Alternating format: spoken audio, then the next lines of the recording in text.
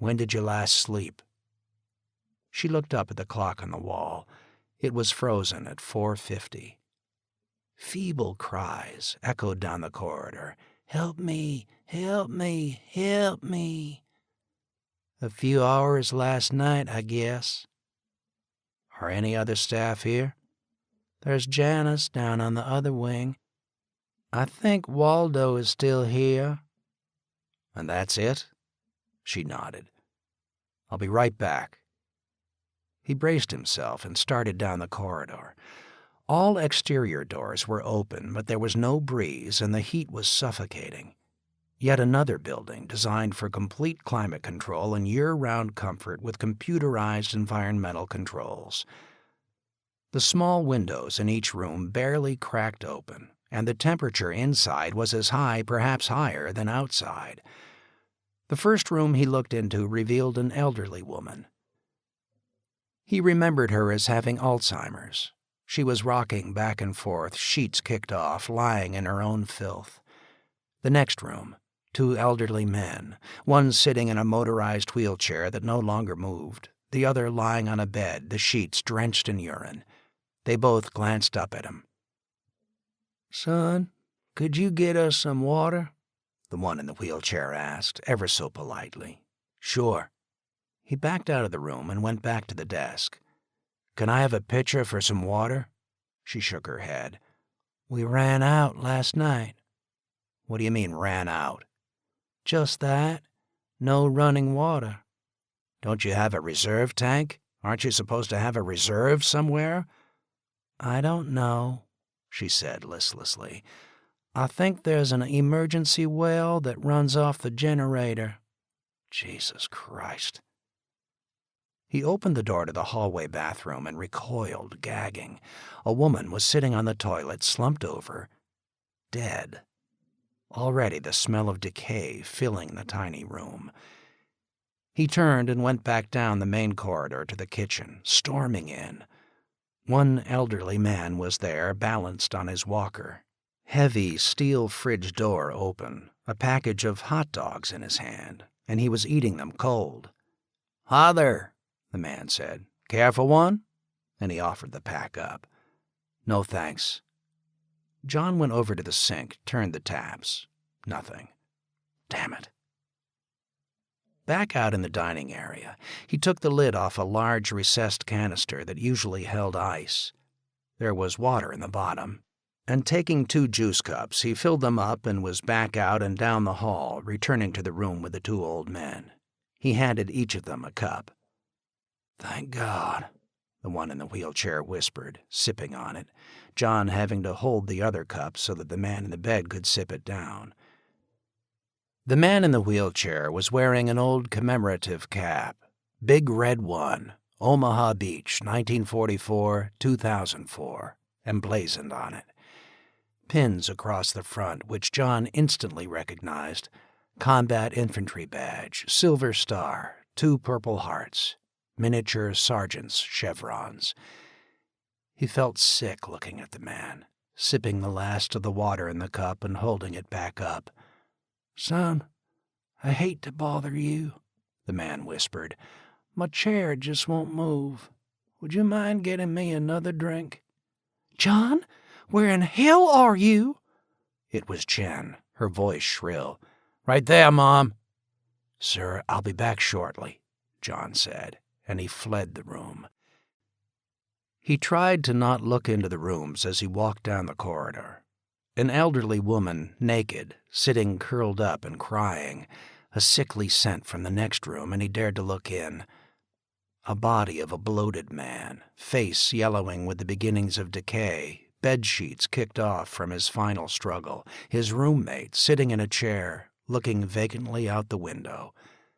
John reached Tyler's room, Jen in the doorway, crying. "We got to take him home," she said. For a moment, John thought Tyler was dead, head back, face unshaved. The IV was still in his arm. Gravity-fed, it was empty. The feeding tube into his stomach was driven by a small electrical pump, the plastic container attached to it, empty. He was semi-conscious, muttering incoherently. The smell of feces hung in the room, and John struggled to control his stomach. It was something that always defeated him. He prided himself on being a damn good father, but when Mary was alive, the diapers were her job. Mary's chemo was a nightmare, but he had manfully stood by, holding her when she vomited, cleaning her up, then rushing to the bathroom to vomit as well. After she died, when the kids were sick, Jen would come over to help. He was horrified by what he had to confront now. "I'll clean him up," Jen said. "You find a gurney so we can move him out to the car." "How in hell are you going to clean him up?" John gasped. "Just find a gurney. I'll take care of the rest." He backed out of the room and stormed back down the corridor to the nurse's station. "I'm pulling my father-in-law out." "Good. You should," Caroline said quietly. "How in God's name can you allow this?" She looked up at him, and then just dissolved into sobs. "No one's come in to work. I've been here since the power went off. Wallace and Kimberly, they took off last night. Said they had to get home somehow to check on their kids and would come back, but they haven't. I've got a kid at home, too. Her father's such a bum, shacked up with someone else now. I'm worried he hasn't gone over to check on her, and she's alone." Caroline looked at him. Tears were streaming down her face. "I need a smoke," John said. She nodded and fumbled in her purse and pulled out a pack, as if he were asking for one. He shook his head, reached into his pocket, and took 2 cigarettes out, offering her one. They lit up. It was a nursing home, but at this moment he felt at least a smoke would mask the smell and help calm her down. She took a deep drag, exhaled, and the tears stopped. "I need a gurney to move my father-in-law." "I think you'll find one down the next corridor. Waldo took it a couple of hours ago." "When was the last time these people were cleaned, fed, had water?" "I don't know." "Think, damn it!" "I think 2 days ago. Then it just all seemed to unravel. Mr. Yarborough died, then Miss Emily, then Mr. Cohen. No one's come to take their bodies. Usually the funeral home has the hearse here within a half hour. I think I called, but they haven't shown up. Mrs. Johnston in room 23 fell. I think she broke her hip, and Mr. Brunelli, I think he's had another heart attack. Now they're all dying, all of them.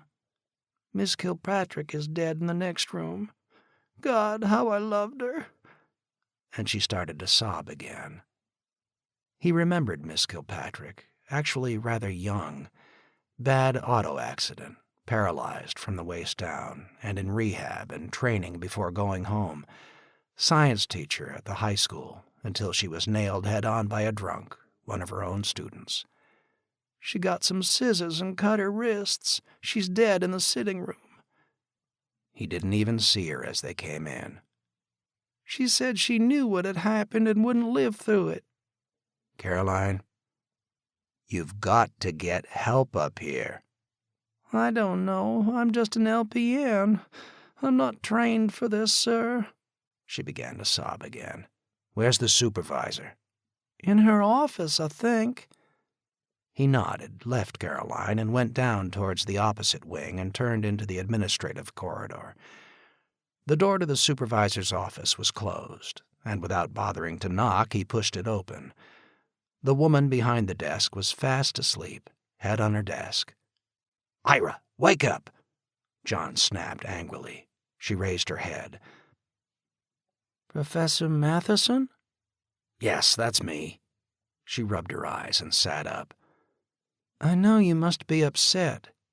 "Upset isn't the word for it. This is an outrage." She nodded silently. "I know. I've got 4 people in the building, maybe 3. I think Kimberly took off. I sent the last of our kitchen staff down to the town to try and get help, but that was hours ago and no one's come back. No water, no air conditioning, no refrigeration for food or medication." She fell silent, then looked down at a checklist on her desk. The woman was obviously pushed over the edge and reverting to an almost standard routine to hide in. "Last rounds I counted 17 dead. 6 families have pulled their relatives out. Let's see, that leaves 40 patients and 3 staff on overtime. Normally during the day I have over 30 working here." God, you'd think everyone would have pulled their people out, John thought, then realized the difficulties of that. Some had no family nearby at all.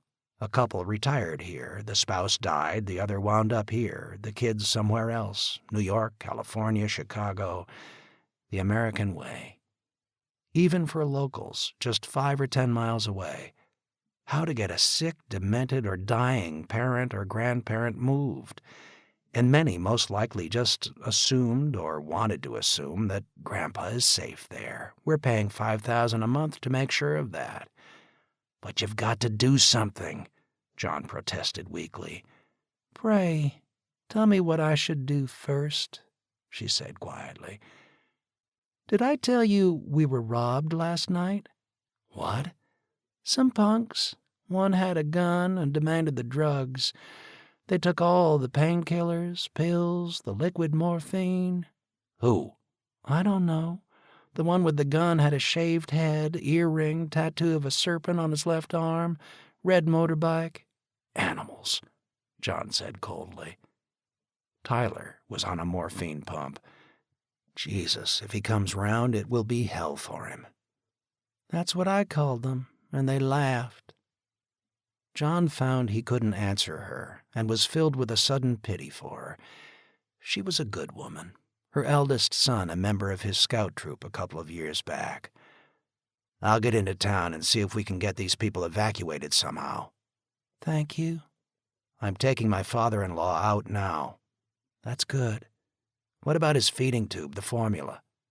"I wouldn't trust the formula anymore. It's supposed to be refrigerated." "We still might have some cans of Ensure. Use a funnel and gravity feed it into him." John nodded, stomach rebelling. "I better go." He left her in her miserable solitude and went into the next corridor. It was a deeper hell here. The entire wing was the restricted wing, all the patients with Alzheimer's or another form of severe dementia. A number of them were out in the hallway, those capable of some mobility wandering aimlessly. At his approach, reaching out with withered hands, some speaking, others just muttering or making incoherent sounds. He felt as if he had just fallen into a surreal nightmare. He could not stop for them, help them. To do so would trap him in the nightmare forever. Passing an emergency exit door, he looked outside. There was a patient slowly shuffling towards the woods. With the entire security system down, the ankle bracelets that were touted as the newest thing in safety, which automatically locked the door and set off an alarm at the nurse's station if someone with dementia tried to open it, were now deactivated. It was a wonder that any who could still walk were inside the building, and he wondered how many had indeed just wandered into the woods. He spotted a gurney at the end of the corridor, and as he approached it, to his horror, he saw that the body of a small, withered old man was on it, an elderly woman standing beside the body, stroking the man's hair. John approached, determined to take the gurney if need be, but as she looked up at him, his will failed, and he backed away, then fled the ward. He returned back to the wing where Tyler was. Somehow, Jen had indeed cleaned him up. A pile of torn, soiled sheets tossed on the floor, a torn blanket wrapped around him. She looked at John, eyes calm, her strength amazing him. "Did you find a gurney?" "I'll carry him out." She had already disconnected the hose of the feeding tube and the IV tube. John slipped his arms under Tyler and stood up. The man, in spite of his wasting away, was still heavy, and John braced himself for a second before daring to take a step. He turned to ease out the door, and then continued out into the corridor, walking fast, a race against dropping Tyler. They went past the desk. Caroline said nothing. Jen raced ahead to open the back door. In the corner of the sitting room, John saw the slumped-over body of Miss Kilpatrick in the corner. A pool of drying blood was soaked into the Berber carpet beneath her. Flies were swarming on it. Gasping for breath, John was out the door and down to the car, laying Tyler down in the back seat. He opened his eyes. There was a glint of recognition. "It's okay, Tyler. We're taking you home. It's okay." He couldn't speak. The cancer had long ago devoured his throat, vocal cords, and spread into his chest. His breathing was raspy, sounding like another bout of pneumonia was setting in. Still, he had enough strength to grasp John's arm and squeeze it, then let go. "Jen, start the car. I'll be right back." And John handed her the keys. He went back in and returned to the nurse's station. "Caroline, I need some Ensure." She nodded towards the storage room. He went in. Again, a struggle for control. Someone had vomited on the floor. He gingerly stepped around the mess, tearing open storage cabinets. The bandage that covered his injured finger was soaked through with God knows what and finally just slipped off. Empty shipping cases of the precious liquid were scattered about, and when just about to give up, he found 2 cartons of 24 cans, grabbed them, and stepped back out. He started for the door, hesitated, and then turned, going back to the room with the 2 old men. He took 2 six-packs and placed them on the old veteran's lap. "Thanks for what you once did for us, Sergeant," he whispered. The old man smiled and nodded. John felt a bit foolish at first, but could not stop himself. He came to attention and saluted the old man, who stiffened in his chair, smiled, and returned the salute. John left him and headed to the car. Dumping the cans onto the floor of the front seat of the car, John climbed in. "Get us the hell out of here," John said. He turned away, blocking out the sight of the demented patients wandering about outside. If he stopped for them, he would be pulled back into the nightmare, with Tyler stuck in the back seat in the sweltering heat. They drove out, and several minutes later were back home. "Ben, Elizabeth!" John shouted. The 2 kids, soaking wet, came out of the pool laughing, but then slowed as they saw John struggling to maneuver Tyler out of the car. Elizabeth stepped back. "Oh, Pop-Pop," and she began to cry. "You need help, sir?" Ben asked nervously. "Just get the door." John carried Tyler in, Jen following, and headed for Jennifer's room, putting him down on her bed, and then stood up. Jen pulled a chair over and was by Tyler's side, gently brushing his cheek. "It's okay, Tyler. We're home, she whispered. John stepped back, suddenly feeling a terrible need to wash. Elizabeth stood in the living room, looking wide-eyed towards Jen's room. "Elizabeth," she was crying, "it's going to be hard, but we've got to handle it. I want you to go get a bucket of water. Heat it up on the grill, find some soap, some towels, then go in and help Grandma." Elizabeth stifled back a sob and nodded. He was glad Jennifer was not home to have seen this. He went into the master bathroom. He poured some water from a bucket into the sink and thoroughly washed his hands. Then, grimacing, the pain coursing up his arm, he doused his wound with some rubbing alcohol. He cut a piece of old sheeting taken from the linen closet and wrapped it around the cut in his hand and went back to Jennifer's room. "Mom, you okay?" She looked up at him and smiled. "Sure. I can handle this now, John. Thank you." Ben came in carrying the warm bucket, Elizabeth hesitating before coming in with a towel and soap. "Elizabeth, honey, your Pop-Pop is a proud man," Jen said, her features serious. "I don't think he'd want his granddaughter helping with this." Jen looked at John. "And you, John, have the weakest stomach in the world. Why don't you 2 go outside?" "I'll stay," Ben said quietly. All 3 looked at him with surprise. "Heck, I diapered my kid brother 100 times. I'll help, Miss Jen." "Good man, Ben." "Actually, I better go into town," John said. "I'll see if we can get some help up there." "That's good, John." He hesitated and looked at Elizabeth. "Maybe you should come along." "You sure, Dad?" "It's okay." She looked at him with relief, and the two went to the car and got in. "Sorry, Dad. I don't think I could have handled that. I'd have tried, though." "Listen, kid, I barely handled it myself. Buckle up." She laughed softly, though still shaken. "This is a 59 Edsel, Dad. No seat belts." They drove into town, and he immediately felt as if he was now coming into an entirely different world. Pete's free barbecue was shut down, the small-town feel of an outdoor fair atmosphere gone. 2 police officers, both armed with shotguns, stood outside the elementary school. A large crowd standing in line. An open fire was burning, a kettle hung over it. There were a half-dozen more cops and an equal number of firemen in a loose cordon around the town hall, police station, and firehouse. Several men were at the back of Jim Bartlett's Volkswagen bus, offloading boxes. There was an assortment of bicycles, a few motorbikes, an old Harley motorcycle, a Jeep from the garage, the antique World War II Jeep, and a few old farm pickup trucks parked there as well. The doors into the firehouse open, the engines rolled out.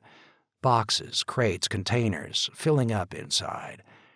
There was another line formed, an old military-style water tank on wheels, a guard by the side of it, the line of people carrying plastic jugs.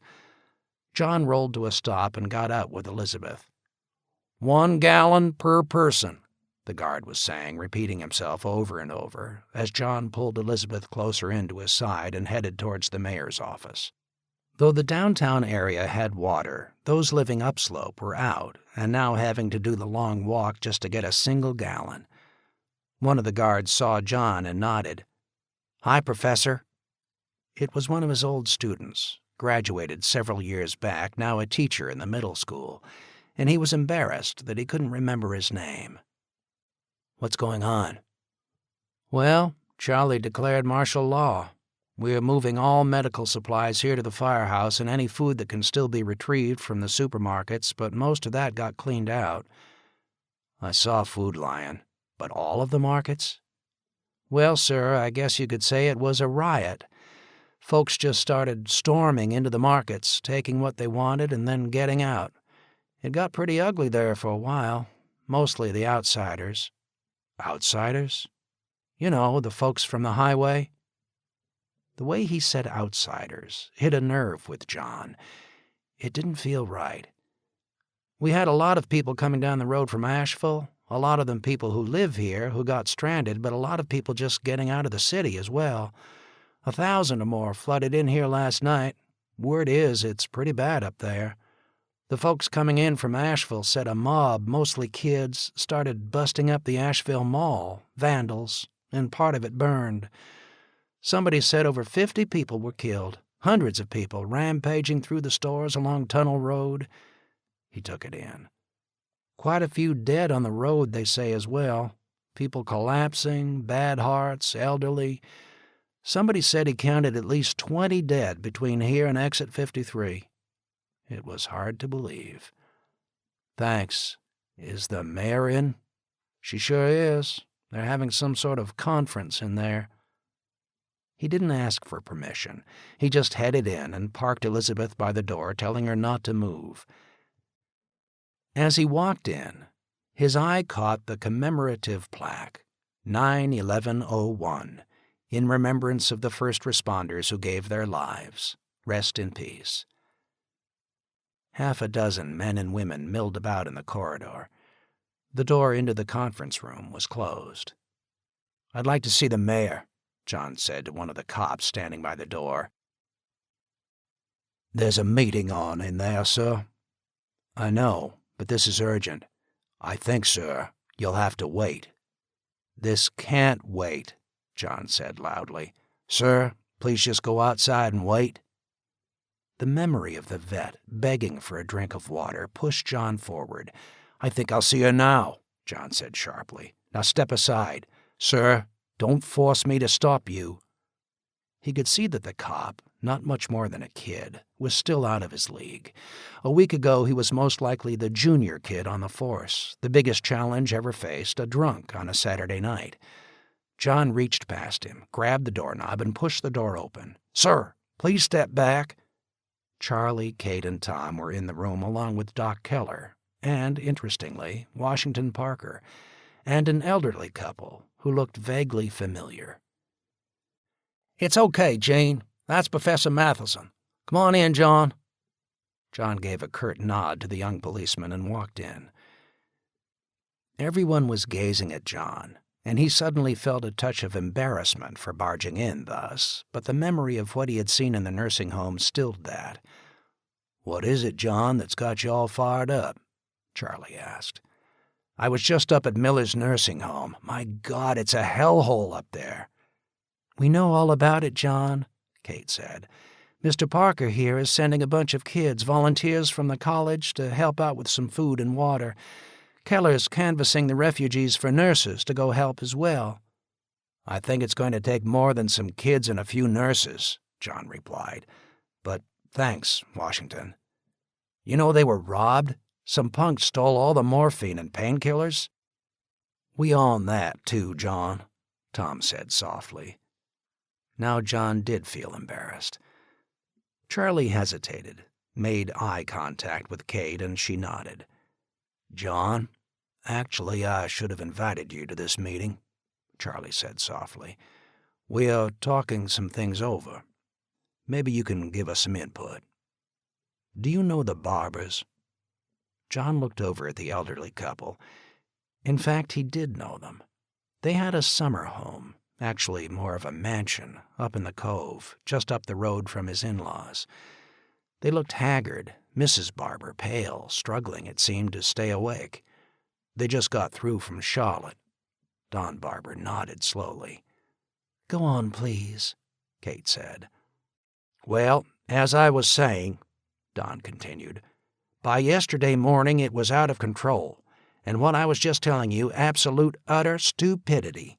A couple of helicopters flew in from Fort Bragg the morning after the power went off, landed near Town Hall. A dozen armed troopers got out, some ass of a major goes in, comes out 20 minutes later, they take off, and then someone comes running out saying, 'We're at war.'" No one spoke. "War with who?" Tom asked. "I don't know. Nobody knows. That one idiot running out shouting we were at war, that we were hit with nuclear weapons and had already lost, set everything off. Just one loudmouth bastard." He paused and looked over at his wife. "Sorry, Wendy." "Well, he was a stupid bastard," she whispered, barely keeping her eyes open, and John smiled. "Look, I'm old enough to remember 1941, Kennedy in 1963, when Reagan was shot, 2001, of course. Always we at least had radios, television, someone to tell us what was going on, what to do, offering leadership, and that rallied us together. This time it's a vacuum. Just that one idiot running out, and of course a crowd had gathered because of the helicopters landing, then taking off. I got down to the street and rumor was building on rumor. You could hear it. People talking about nukes. Someone starts shouting about fallout, killing them all, and that was it. Within an hour, downtown was in chaos. People looting, fighting with each other, and impossible to control. The police were caught completely off guard. Things had been quiet throughout the night. A couple of old cars had been taken by the police and fire departments, driven up and down the streets, someone leaning out the window with an old megaphone and telling folks to stay calm, help was on the way. And so far it was working. But that panic ended it." John hesitated, but had to ask, "Were we nuked? I mean, a full attack?" Don shook his head. "I know the district attorney for the county. I got my way into his office. That goddamn fool running out, some half-ass bureaucrat, heard a few minutes of the briefing, panicked, and was out the door. As for the truth of it, there's precious little. Remember, it was a couple of days after 9/11 before things started to sort out, and we had full communications then. Now, well, according to the district attorney, they were told that 1, maybe 2 or 3 nuclear weapons were detonated over the United States, up high, a couple of 100 miles up. It's EMP for certain, then," John interjected. "That's what the DA said.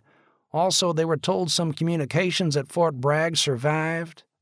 Aircraft parked inside protective shelters, some vehicles as well. Other than that, it shut down the entire power grid of the United States, except for a few radios and machines that this major said were hardened. He said the Army was going to be working on getting things up and running and for folks to stay calm till then, but it was going to take several weeks." Don shook his head. "It'd have been better if he never showed up. The way he flew in then took off made it look like he was running out, and that helped the panic." "Several weeks, my ass," John muttered.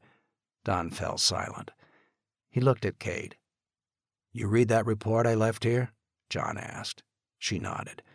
"Start thinking months, years. What Mr. Barber just told us confirmed it." "I know, John." Her tone indicated to him that she wanted him to stand back a bit, and he realized she was right. "Sir, what happened then?" Charlie asked. "Well, it was already edgy. 2 planes had crashed in the downtown, one of them a 737, right after the power went off. Hell of a mess. Some people were thinking it might have been some sort of failed terrorist strike. Like I said, without any radios, without any communications, rumors running ahead of the truth the way they always do. No one knew, and thus everyone was an expert, and everyone was soon scaring the hell out of each other. It was then that I realized I better get Wendy and myself out of Charlotte and up here." "Why here?" Kate asked. "Because it's safe here," Don said. He looked around the room as if seeking some assurance. "Sure, Don," Charlie said. "You're okay now. You're with neighbors now." "So I walked home from my office downtown, 4 miles. At that moment I thought the toughest 4 miles I've ever been through since I got shot down over Korea and had to hike back to our lines. I got Wendy, and from there it took us 2 days to walk to the airstrip where I keep my L3. "An L3? What the heck is that?" Tom asked.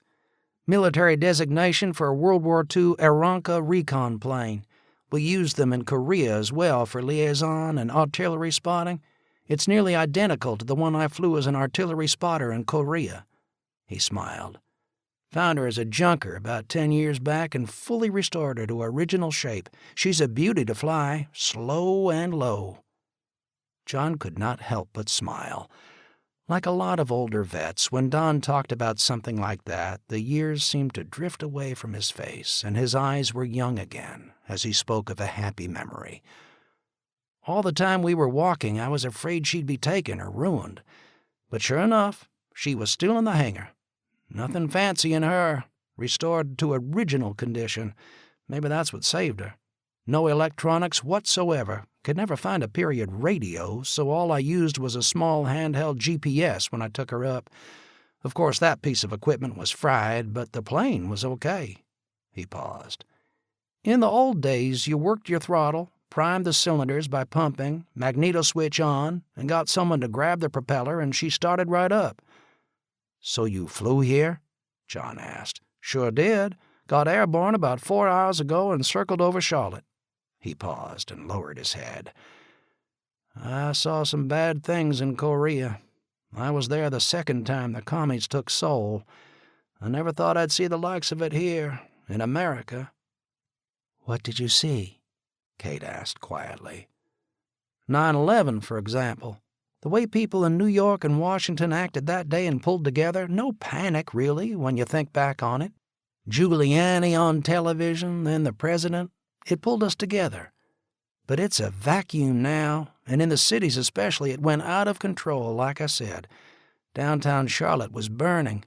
I could see there was no firefighting equipment out. The water pressure was already failing by the time I decided to walk home, and at my house it was already dry. Looting, people running crazy." He paused. "I saw dead people lying in the streets, National Guard ringing a shopping plaza, thousands swarming around trying to break through to get at the food inside, and you could see the guardsmen falling back, shooting into the crowd.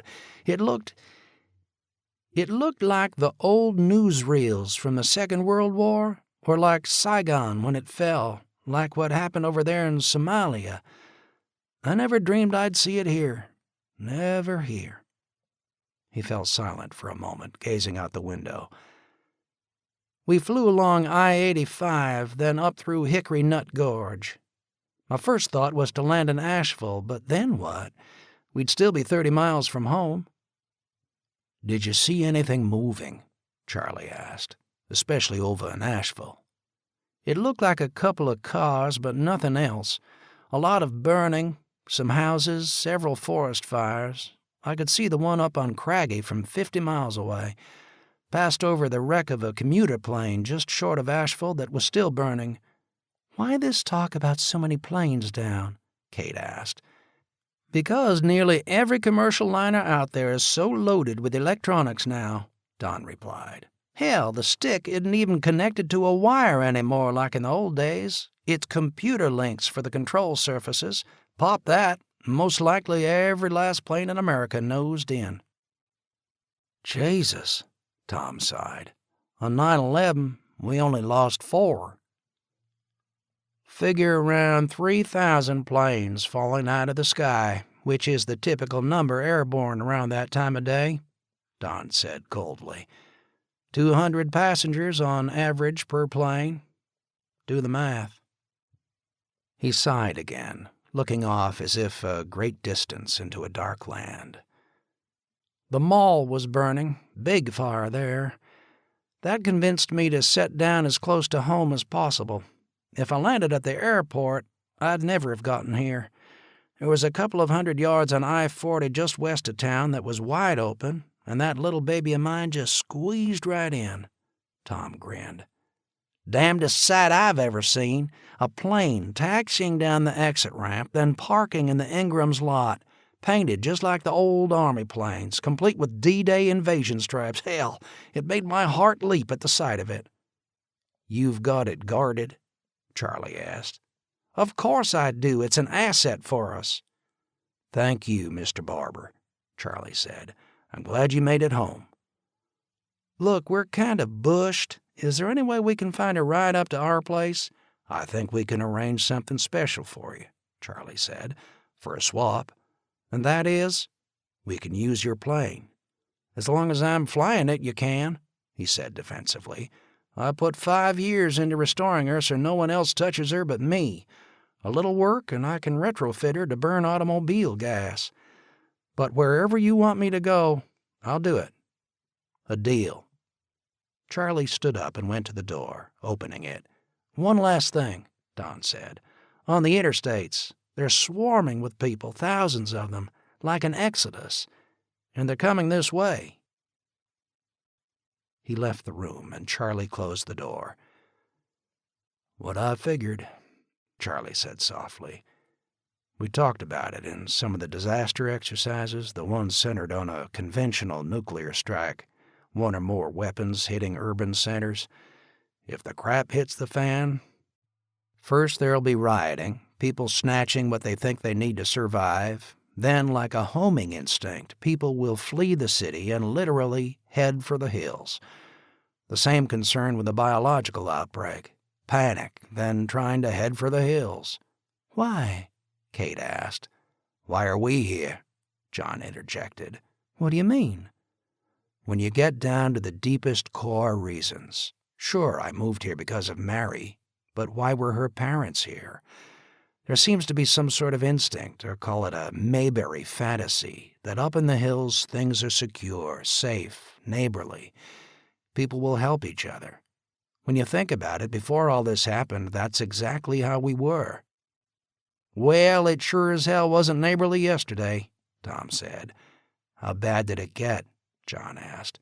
"You didn't see it?" John wondered if Tom was making a jab at him, implying that Vern had talked to him about the foray into the dollar store. "I was up nearly all day at home, taking care of things. I came down late in the day to Food Lion, and it was wiped." "Yeah, Vern said he ran into you poking around the dollar store," Tom finally said coolly. "Jesus, Tom, if I was going to be looting, I'd pick a place a damn sight better than that."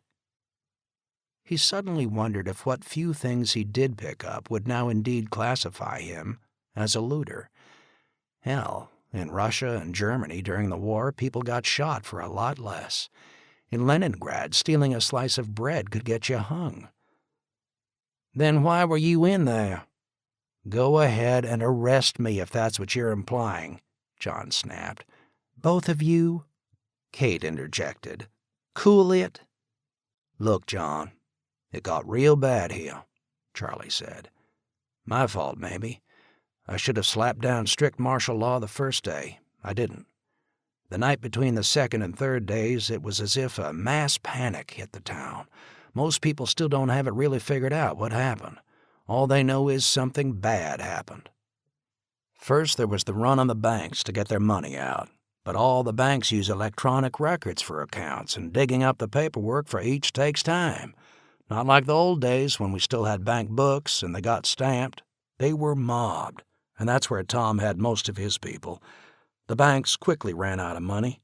Before I put a stop to it, one woman was actually trying to pull out $50,000 from First Charter. John almost had to laugh at that one.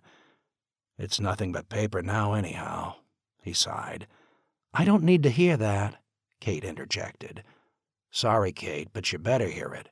Until the federal government truly gets things stitched back together, and with that, records retrieved, and the same for financial institutions, what little paper money there is floating around out there is worthless. Our entire economy is built now on electronic money. It's all faith. And if a crack appears in that faith, then what?" "It's going to be barter then, isn't it?" Charlie asked. John nodded in agreement. "And you set the parameters. How so?" "I'd suggest impounding anything still out there that has worth for survival. Medicine, tools, auto parts that can be used to retrofit, construction materials, especially piping and such, and most of all, food. Impound it. Haul it up here, set up rationing, and the rations become the medium of exchange for various things." "Sounds communist to me," Tom sniffed. "Survival," John replied sharply. "And Tom, you know my politics, so don't insult me." "Well, a lot of what you said is gone," Charlie replied. "Damn, we were caught flat-footed. Like I said, never a plan in place. The run on the banks triggered it. From there, people storming into stores to buy anything and everything. Our people were basically on foot as well, and besides, we were also used to having radios in our police cars to tell us what the hell was going on.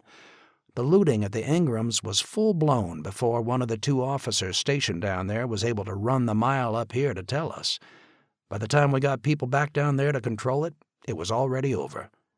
Hell, there were even people going through the fast food places by the interstate waving hundreds of dollars wanting to buy up the burgers uncooked. The smart ones, though, they piled into the 3 big markets in town, and it went from lines 20 deep to suddenly just people pushing out the door. Did anyone try to stop them?" And he looked at Tom. Tom sighed. "John, we're talking about our neighbors here. Damn it all, I saw folks from my church in there, parents of my kids' friends. Yeah, I tried to stop them, but I'll be damned if we were going to shoot them." "Somewhere around 20 people died anyhow," Kate said. "Mostly collapses, heart attacks. A display case in Ingram's was shattered. Someone fell into it and bled to death. John, people just pushed past that woman even as she died," Tom said quietly. John looked out the window to Bartlett's VW as it puttered off, leaving behind a stack of boxes, and headed back up Montreat Road. "John, it was surreal," Charlie said. "Everybody on foot, the streets filled with people. I think the most coveted item yesterday was a supermarket shopping cart. Every last one has been looted, and people were just walking up and down the street pushing their loads home." "That's why the heart attacks," Doc Keller finally interjected. John looked at his old friend. Keller, who as a very young general practitioner had brought Mary into the world, was with her when she left. He now tended to Jennifer, and usually would drop over to the house once a month or so to check on my favorite girl. and then stay for a scotch and a round of chess. It rankled him that 9 times out of 10 John won. Fail, combined with people actually having to walk more than 50 yards, Doc Keller continued. There's been something like 300 deaths since this started. 300? Why not? Keller said dryly. You forget how fragile we really are. The most pampered generations in the history of humanity. Heart attacks, quite a few just damn stupid accidents, at least 8 murders and several suicides. To put it coldly, my friends, all the ones who should have died years ago would have died years ago without beta blockers, stents, angioplasties, pacemakers, exotic medications. Well, now they're dying all at once. John glared at Keller for a moment, wondering what else he was thinking. It even hit pacemakers? Charlie asked. Good God, my mother has one. Everyone looked at him. She's in Florida. I don't know how she is. And his voice trailed off. I'm sorry, Charlie, Keller said, but I've got to be blunt. Some, yes, strangely, are still working, but how long the batteries will hold, well, I guess that's a countdown for them. But some died within minutes or hours. John looked back at Charlie. You're going to have to take control, Charlie. And John said it sharply, a touch of the command voice in his tone, to shock Charlie back to the reality of the meeting. Clamp down hard, or it's going to get worse. So far, we're just in the first stage of panic here. What do you mean? People grabbing what they think they need, but not many thinking yet about a week from now, a month from now. He paused. A year from now. Have you held a public meeting to discuss with people what happened and what to do? What a disaster, Kate sighed. Yeah, last night. 500 or 600 showed up. It was hard to get the word out. It almost made it worse. The moment Charlie started talking about EMPs and nuclear bursts, some folks just heard nuclear and went crazy, saying they were going home to dig shelters. Same as in Charlotte, according to Don Barber, John said. When the realization finally hits that this is the long haul, people will start looking at each other, wondering if a neighbor has an extra can of food in their basement. Or an extra vial of medicine hidden in a cooler, Keller said quietly. And John knew he was talking about him, but didn't react. That's when either we try to pull together and keep order, or it will go over to complete anarchy. That old Twilight Zone episode, Kate said. The one where a bunch of polite middle-class types are having a friendly social, the radio announces nuclear war, and by the end of the half hour they were killing each other trying to get into the shelter one had in his basement.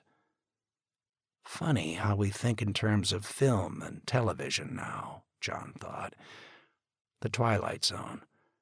Last evening he'd been dwelling on the episode where the aliens started flicking lights on and off in different people's houses, and soon everyone was in a panic, ready to kill one another, the aliens sitting back and laughing. What would Rod Serling say about this now? Presented for your consideration. America disintegrating when the plug is pulled. To hell with the Twilight Zone for the moment, Tom said. Refugees. We're starting to get swarmed with outsiders. That has me worried the most now. At least we know our neighbors who we can count on, but all these outsiders, who knows what they might do? And if too many come in, we'll all be starving in a matter of days. There's 1 million or more in Charlotte, Charlie said, even more in the Triad.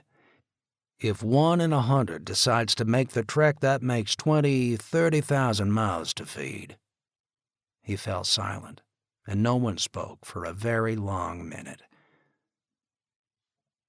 We'll have to have a plan, Kate said. Sure, a plan. What plan? Charlie sighed. We had a plan for everything else, but never for this one. Never once for this one. And that's why I got caught so off balance, Charlie said sadly, shaking his head. I was waiting for someone to call, to do something. I'm sorry. Charlie, anyone would have been overwhelmed. John said, not altogether truthfully, but still he could see Charlie's thinking. Like the military preparing for combat, disasters were something they drilled for. No one had ever drilled for something at this level, had a master plan up and ready to go, and therefore the precious first few days, when so much could have been done, were lost. "Maybe someone in Asheville is getting a handle on it," Tom said. "We all saw that Black Hawk go over. He was beelining straight for Asheville. Maybe they got some kind of link up there." John was silent. Asheville. Exit 64 to exit 53, 11 miles. A day hardly went by without Elizabeth trying to figure out some excuse to go to the mall.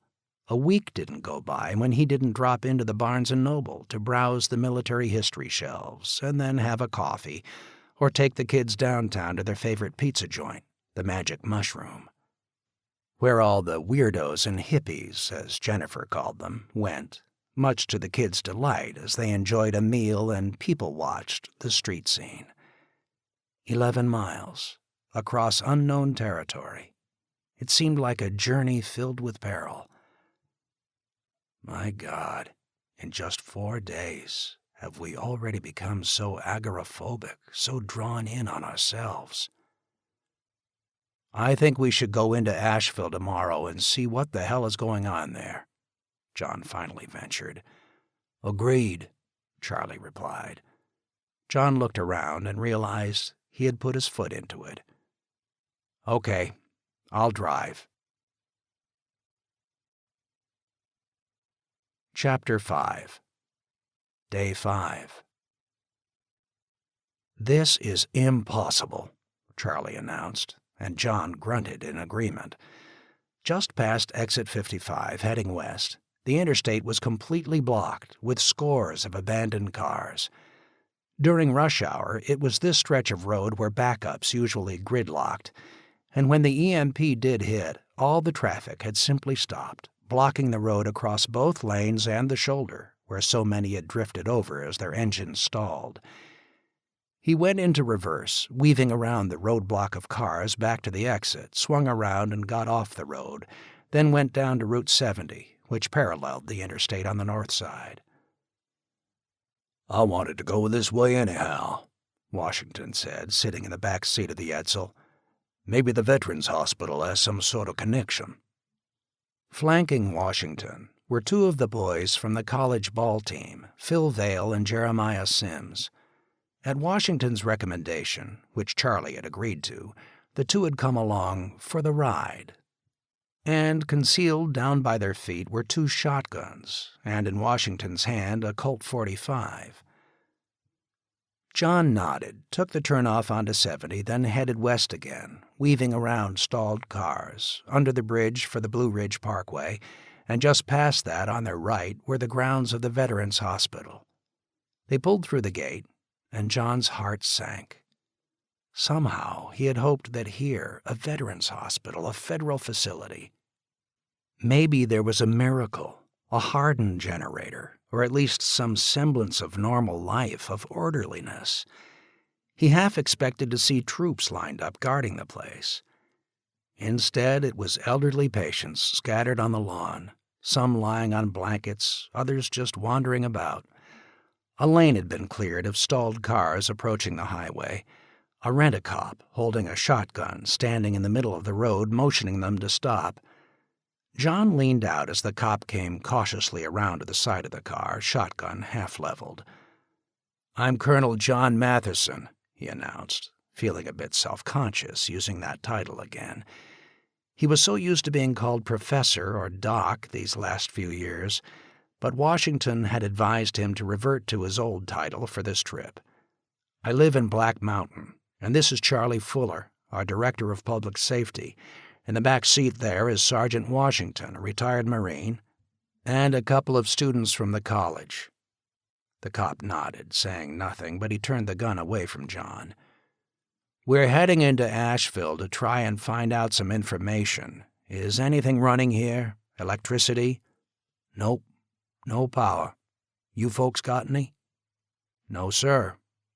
Is there anyone in charge here who knows what's going on? Contact with Raleigh or Washington?" Again, the cop shook his head. "Damn." "Yeah, damn," the cop replied. "It's hell inside there. These old guys dying off left and right. Wouldn't think they could die so fast when without medicine for a few days." John thought of the nursing home, of Tyler. He had been nervous about leaving Jen and the girls alone with Tyler, but Ben had become something of a permanent fixture at the house, and John's across-the-street neighbors Lee Robinson and his wife Mona, parents of Seth and Pat, had volunteered to come up and give Jen some time off to sleep. Tyler, of course, was failing. There was no IV, no oxygen, just pouring Ensure and water into him through his stomach tube. The agony was no painkillers. It was a blessing, perhaps, that the few days of neglect had pushed him to the edge of a coma. But when he was conscious, John could see the agony in Tyler's eyes. Jen had stayed up through the night, and just before John left, Mona had walked up to lend a hand. John looked around again at the grounds, the patients, a few nurses lugging buckets of water up from a creek at the edge of the hospital grounds. He could only imagine what it was like inside. It was already turning into one hell of a hot day.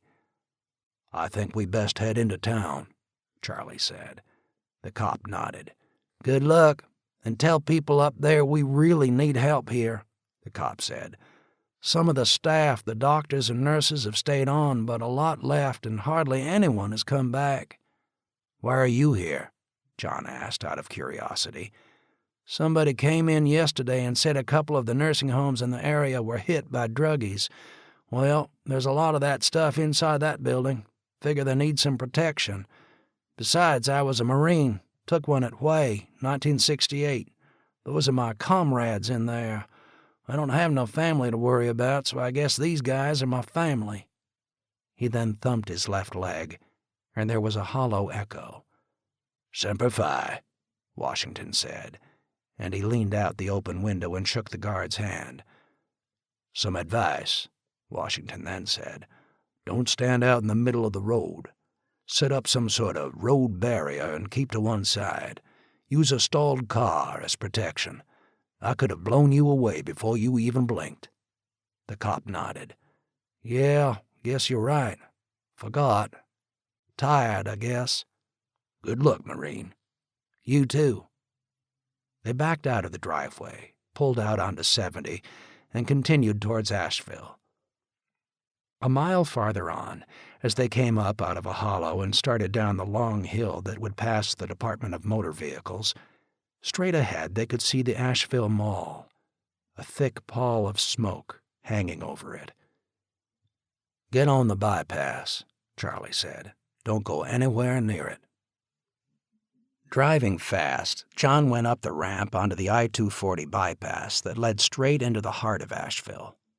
Once onto the bypass, he began to wonder yet again about the wisdom of coming into the city. It was like driving an obstacle course with all the stalled cars. Ahead, through the highway cut in Bowcatcher Mountain, he could see numerous fires burning in the city, plumes of smoke rising up, spreading out in the morning heat, forming a shadowy cloud. A trickle of people were walking along the side of the road, and for all the world they reminded him of an old film clip of French refugees fleeing the German advance in 1940.